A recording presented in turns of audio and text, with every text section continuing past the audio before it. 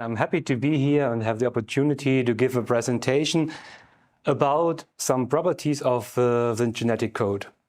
Now, as you can see, it's a joint work with Elena, who just spoke, and also Lutz, who wasn't able to come to Code Biology, and Martin Starman, he's now a postdoc at the Karlsruhe Institute of Technology, and me.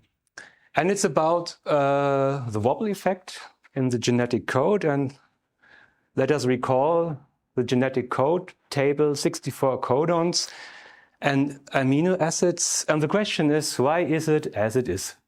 A very old question, but still not completely answered. There are many theories, like the frozen accident theory, that it just happens to be this way and then was frozen because the change to the translation would be lethal for the species, or a co-evolution theory which states that the structure evolved according to the synthesis of amino acids, or, and that is the third important theory, the adaptation theory, which states that the structure of this genetic code supports point mutations in a way that they are harmless. So, to give an example, if I don't know, phenylalanine, if I have a mutation in the first position, I would end up here from UUU to CUU, and I would get a different amino acid, and that's not good because it's a non-silent mutation. The question is, because you see the many blocks of the amino acids, if the structure of the code supports that point mutations are harmless. And we addressed this question of robustness against point mutation by an approach who was introduced by Pavel Blasche. He gave a presentation in Granada in 2018 where he presented this work here. And he analyzed the genetic code as a graph problem. It was a graph. The nodes were the codons and the edges were the point mutations. So let me give you an example. This is such a graph. It consists of 64 codons. You can see it here. And the colors are the amino acids. And what you probably can't read, or maybe you can read it because it's an excellent projector, very large screen, here are the edges. And these are the labels, and it's a 1, which means it has a weight. It's a weighted graph. And each edge has a weight of 1. And our approach, to go back to the introduction, is a generalization of this approach. We allow that in this weighted graph of point mutations, we allow any weights greater than 0. And that was recently published. Before I go into more details, let me show you what else I'm going to show you. We have an optimization problem. We want to find weights in that graph which optimizes a measure, a conductance measure that was introduced by this concept. The conductance, or in a similar way, the robustness of such a code can be measured, and we try to maximize the robustness against point mutations. So we are looking for optimal weights, such that this measure is optimal. And we do not only do this for optimal weights, but we're also looking for optimal genetics codes when we froze the weights of the graph. And we compare our results to point mutation that can be found in mice. So we counted the frequency of point mutations for every base in the first, second, and third position of a codon. For instance, if there is a mutation from U to C at the third position, what is the frequency of that? And we compare that to our findings. But now let me go into some more details. So this is a complete graph structure of the genetic code, but you can't read anything. So let me zoom in. This is a subset, it's a subgraph for leucine, which is the codons of leucine here are in orange. And you can see all the neighbors codons, which differ in exactly 1 base as a point mutation. For instance, UUA, if it mutates to UGA, this is a point mutation. And this is why in this graph we have a link between the two codons. We have an edge with a weight of 1. And the blue links, the blue edges here, these are edges that connect two codons where a point mutation is harmless or silent. So if UUG mutates to ZUG, it still remains the same leucine amino acid.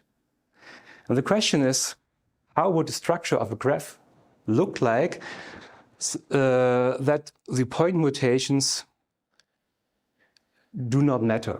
Because as you can see, most of the point mutation leads to different amino acids and you don't get leucine anymore. But some point mutations, this is the case.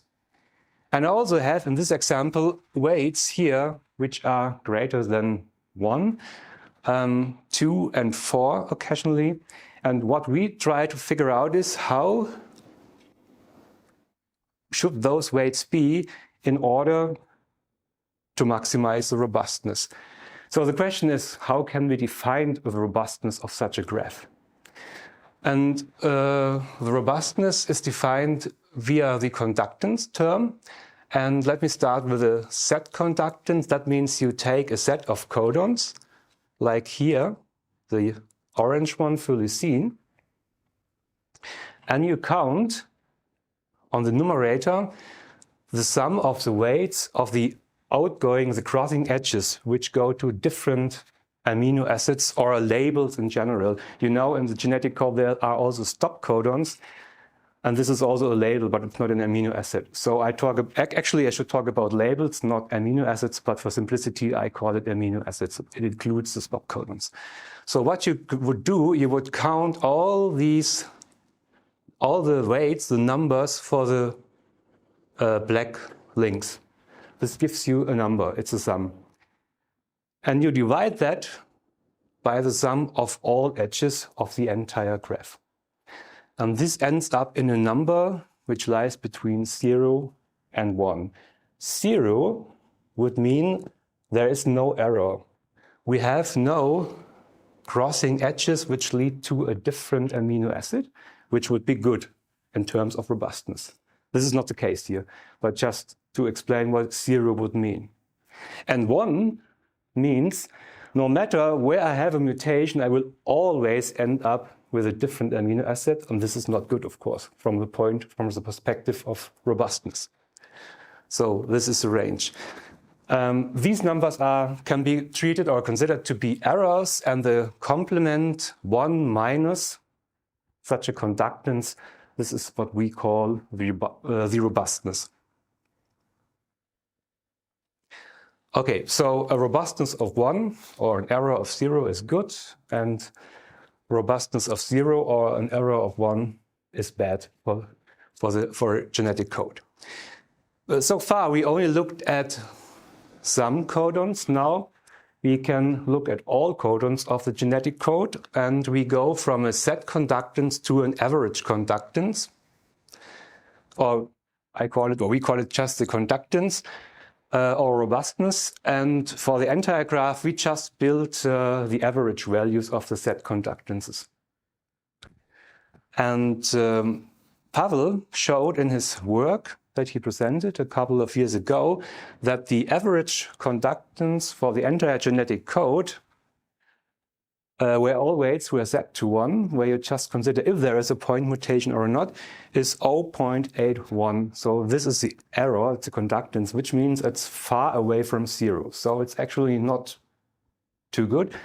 It could be improved. But from the analysis, we know that this value is actually quite good, although it looks not too good. And what we now try to do is, if we allow that such a graph can have weights greater than 0 and different from 1, we give them an interpretation, which means the higher the number is, the less important is the mutation. Because, and this is shown here, larger weights now in a graph or in a cluster of codons will decrease the conductance, will decrease the error. This is because if you have here in the denominator, you sum up all weights of the entire graph. And if you have now these, I call it internal links, and they have higher numbers, the denominator, oops, sorry, wrong direction, the denominator increases, and so you get a lower number, a less error. So that means if I have in a cluster of codons like leucine, larger weights, that will decrease the conductance. But we have constraints, because if we decrease one, it will increase another. Now the question is, how do we define what weights can we assign? So here we have the label 2, which is the mutation UUG to UUU. So apparently the mutation is at the third position. And if there is a mutation from G to U or U to G, it's a bidirectional graph, at the third position, it gets a weight of 2. And so we have to define, and here is an example, the weights of those transitions. Please note, this is a position in a codon, first position, second position, third position. And you have a symmetrical matrix here. So in this case, in this example, the first and the second position, all weights were set to 1 by definition for now. And on the third position, we have different values like the 2 and the 4th, as shown in the example on some slides before. Now the question is, how should we modify the numbers as a constraint greater than 0 in order to minimize the conductance or to maximize the robustness? And that is an optimization question. Here you see the results, but I will return. We do that by means of an evolutionary algorithm, but before I come to that, just another remark. The weights can be scaled, so actually it doesn't matter if you look at the graph. If you have 1 here, you can multiply all these numbers by an arbitrary other constant factor, and the conductance will remain the same. This is because if you look, or just to give you an idea, if you look at the formula here, they will be cancelled out, so it doesn't matter. So we decided to be compatible with the previous work that all our weights sum up to 36, which is 2 times 18, and we will see in a second why 18 is important. 18 is here. If you see, you have 6 mutations at the first position, 6 at the second, and 6 mutations at the third position, which is 18. And if you consider the full matrix, you get in total 36 mutations. That's the reason why we sum up to 36, to be compatible to Pavel's approach. All right, so now let us recall an evolutionary algorithm.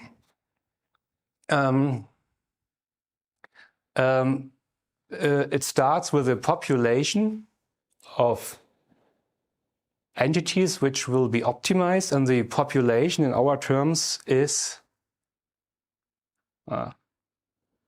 such a graph, and the graph consists of the weights, and they can be drawn randomly at the beginning, and then during the optimization process you have some operators like a crossover and a point mutation crossover. I think I'm going to skip that for time reasons, but a point mutation means we would arbitrarily select one mutation, maybe second position U to C, and would change the value. And then we evaluate if the value has improved, depends on if we want to maximize or minimize. And if we can increase it, we do still a lot of iterations until this numerical method finally decides that it has found a numerical solution of the problem. And you cannot apply other optimization approaches because, as you see, such a graph is a discrete structure. It has 64 nodes and many more edges which needs to be optimized, and therefore an evolutionary algorithm seems to be a good approach. Okay, so what are the results? What does this evolutionary algorithm discover? The results you can see here. First of all, let me repeat the sum of all the weights for the transitions on the first, second and third base sums up to 36. But in contrast to this table, you see quite a difference. You can see that the third position has some very high values, whereas the other positions have much lower values. If you calculate the average value of the first and the second position, you end up with, I can read the number, 0.0036 and 0.0033. Whereas at the third position here, you have an average of about 3. So what does it mean? If we remember that in a cluster of codons, larger weights decrease the conductance, it means that the genetic code apparently is constructed in a way that mutations on the third position are not important. And this is known as a wobble effect. But we have measured now this wobble effect by means of this conductance approach. And we can also go to the other position, see what is here important. And they are close, these figures, but the second position has the lowest values, meaning that any mutation here seems to be very important because it always will lead to a non-synonymous, to a non-silent mutation. And now if you go to the table here on the right, we compare the mutations as we can measure it in mice on coding sequences. And although it not fits one-to-one, qualitatively it's the same. So the highest value from mutations like from U to C or a G to A here, they correspond to the values which we found in our optimizations. So this somehow confirms that the genetic code structure is to some extent optimized to avoid point mutations. Now, once we have this optimal weights, the question is, can we also construct genetic code tables by rearranging the assignments under the assumption that these are optimal weights? And this is the result. I have to explain. First, let me start with the optimal genetic code table under the assumption published in the paper by Blashev, by Pavel, that we have 21 labels, 20 amino acids and stop codons. And if all weights were set to 1, this is what Pavel did, then this is the optimal structure of the genetic code. He derived it by mathematical analysis. And as you can see, it has already a clear block structure, but it's not very compatible to the genetic code. Methionine here is a single amino acid that would match. Isoleucine could also be here, but the other labels do not correspond to any amino acid. If we take our weights, or optimal weights found by the optimization process, and now we generate genetic code tables, we end up with such a kind of table. And as you can see, it's also not perfect, but it's much more closer to the structure of the genetic code. So here I have the abbreviations of the amino acids. You can assign many amino acids to the blocks that were found. If you measure the conductance of this optimal code, it's 0.77. It's a bit better than 0.81 for the standard genetic code. The average conductance for this table under the assumption of the optimal weights has a very low value of 0.0077, which is because of the weights that we allow. Okay, so conclusions. What does it mean? We have shown the wobble effect, which is well known, of course, but we can express it and quantify it in terms of a weighted graph, and the results are compatible to the findings. And if we compare that with the coding sequences and the point mutation there, it's also in line with the results discovered by other people, like this 2-1-3 model, which to my knowledge was published by Massey in 2006, but it depends on other publications, also on publications by Branko Dragovic, which says that the second position is the most important position in a codon. And if you count the mutations in mice, you see here are the smallest number of mutations, and all mutations are non-synonymous, so will lead to a different amino acid. Then you have mutations at the first position, and there are already some silent mutations, and you have many, because of the wobble effect, mutations on the third position, where only some are non-synonymous.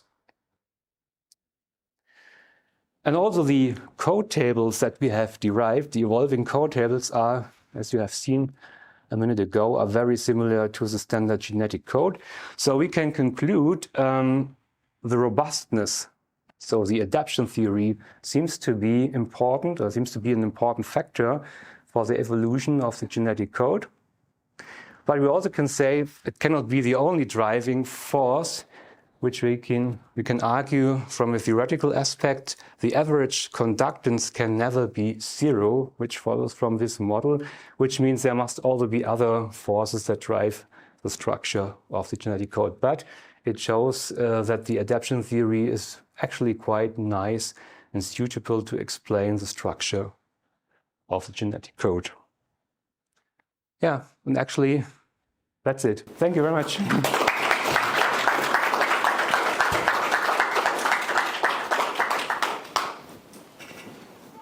Once again, thank you for being in time. Yeah, I think I'm... Do you have any question for Markus? No? Yeah? This is actually not question, but it's kind of small commentary. First of all, because I took on myself this role of kind of a representative of Edward Trifonov, so I would say that people that work on this topic will be very interested to read a lot of papers that was published by Trifonov and his co-authors on the topic of genetic code evolution. It will be very interesting for you, a little bit different approach and so on and so on. This is the first comment, that it's I would like to hear the reference to his work in such a frame as well. This is one. And the second comment, it's a little bit philosophical, so I ask you, I beg your pardon that I am saying it, but it's very important for me to say.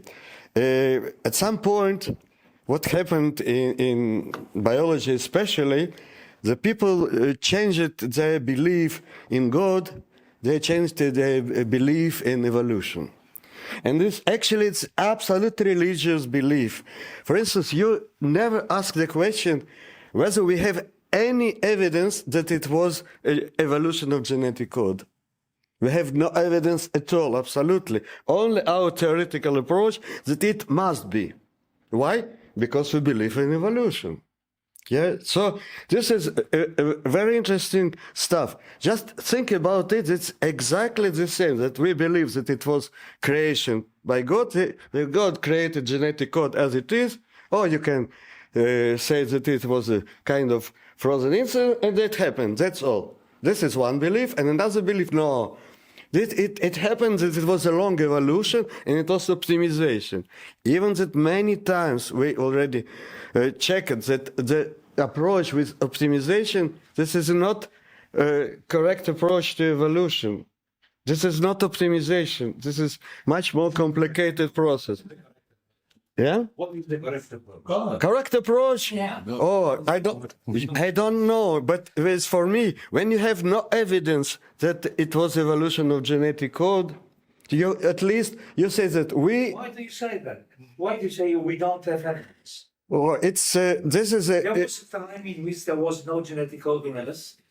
Is it true? Yeah, of course. If It is true. oh, because we are not creationists, of course. Yeah. There was a genetic code. So something between, we call it evolution of genetic code. Yeah. This is only logic. This is only human logic. This is not more than this. Evidence. But at least I think that it's interesting topic for you. So I invite you to discuss it. Thank you. Yeah. Just one moment. We have Elena. I don't know what to say. We are simple-minded. It is nothing about belief. It is about assumptions. So we are trying to construct something under the assumption of to be optimal in some sense. That's it. You can do what you want with this. So we don't say it was the evolution. So, Wait. Biology is not there. no, absolutely not.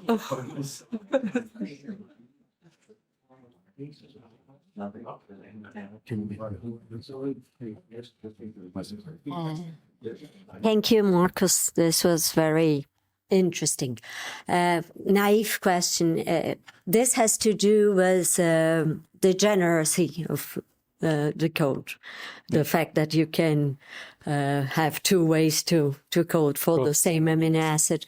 Just wondering if it's possible to do a similar thing for ambiguity, the fact that a same codon can code for two things, and why. What was the pressure to avoid that? If this is also measurable with a similar rational. Okay, so that means I'm not sure if I fully understood your question. What you do is like one-point mutation will give alternatives that can do the same or not the same. Yeah. What I'm saying is that with one combination, you can or cannot have two options. And it seems that what happened during evolution was a pressure towards not having more than one option with a combination of three nucleotides. No. So reducing ambiguity. Is this also something that you can approach with a similar? I think so, although I have to admit I'm not sure if I've still fully understood your question. Complete my lecture. I will touch that. Yeah. But to give an answer, probably yes, I think we just have to define the measure that we want to optimize in a different way. Maybe it's just instead of minimization, maximization, because then, but maybe we could talk about it later. Well, I have two remarks to Sasha's comments. The first one is that there were philosophers, scientists who wanted to prove the existence of God via the perfection of the world, of nature. So your approach perfectly fits in this context. It must have been God because it's so well designed. In that sense, it's irrelevant. I mean, it is well. If you say it's well designed, and you show it's well designed, and that can be can be a Darwinian, can be. You didn't much include any evolutionary concepts. You just showed the perfection in a way. Yeah. So, if I may comment, evolutionary concept, it's the assumption that less translation errors are good. I mean, that is the assumption. Yeah, in a way First two bases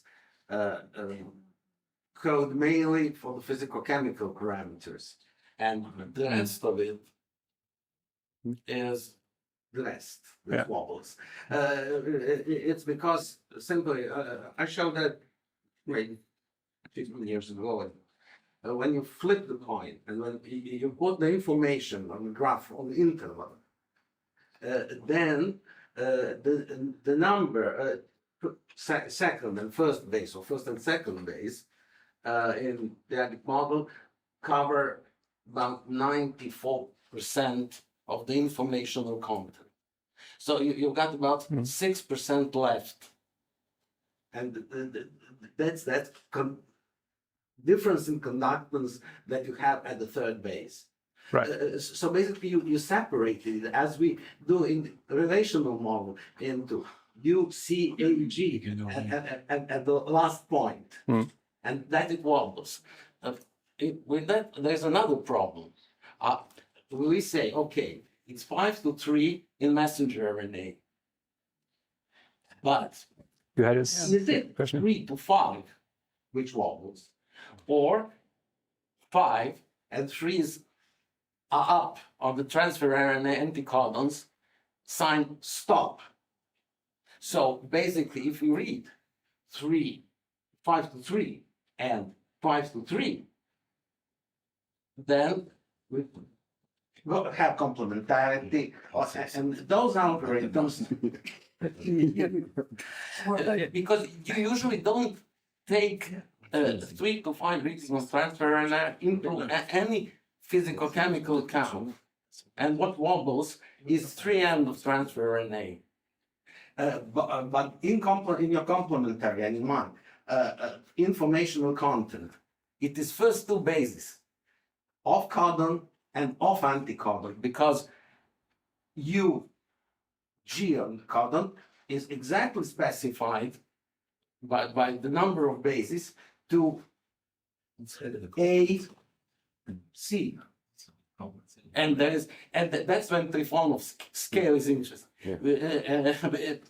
It can help in the context of duplexes and number of bonds, which is not strictly correlated to amino acid physical-chemical characteristics, but indirectly you can have a correlation. I will show that in my presentation. That's the reason.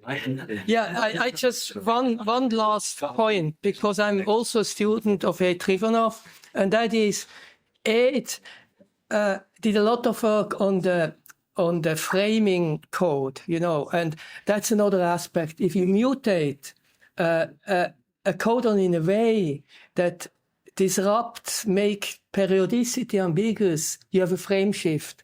And that's a true overlap in code, and that's just an additional dimension. Thank you, Philip. Thank you. Just one more question, please, Marcus. It's from our best sponsor. So, Okay, thank you. I wanted to congratulate you for your fabulous presentation. Oh, thank you. I enjoyed very much. I know there is some studies that are related to the hypercube structure of the genetic code. I wonder if your graphs get great complexity in the study that you are performing. In that case, if the graphs get It's an interesting aspect. the need for hypercube representation. I look at Elena because they are the theoretical guys. So I did the calculations and computations. Have you considered that aspect, Elena? Okay, sorry. You didn't know that was actually your question. I just want to suggest, if you It's a good point. reach that complexity level, you may consider the use of the several methods that permit the calculation of Hamiltonian cycles based on aiming calculations. It may help you. So this, right. Yeah. You are asking about its general problems, and our graph is as it is. It's fixed. And you can study this graph, and that's all. It's not a general theory, because the thing is that these are 46 vertices, and we connect if 2 vertices have a difference in exactly one position. The graph is like this. That is, and maybe you can suggest another one to study this problem, but it's not a general. The graph that you have presented. Yes. No, not this one. This is the state chart representation of the This one? positions. This one, okay. The subset. Okay. Just to zoom in. Yeah. Because you cannot see anything in this. Right. Okay. Yeah. Okay. okay, thank you. And thank you, Ricard. Thank you all.